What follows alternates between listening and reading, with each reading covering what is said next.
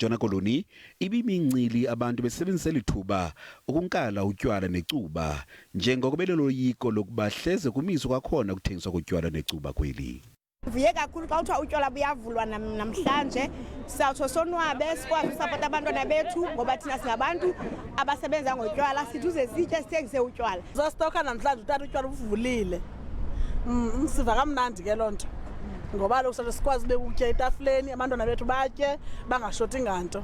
Thank you very much, Mr. President, for opening the liquor, but I will encourage our young generation to be responsible and to drink responsible, and if they're at home, parents mustn't let them go out of the houses, let them drink at home, because there's a lot of people outside that we in jeopardy their lives if we drink and we're on the road. For the alcohol and the cigarettes, it's sorted up today, so I think it's a good thing for the local businesses. That's why we had to stand in long queues early this morning.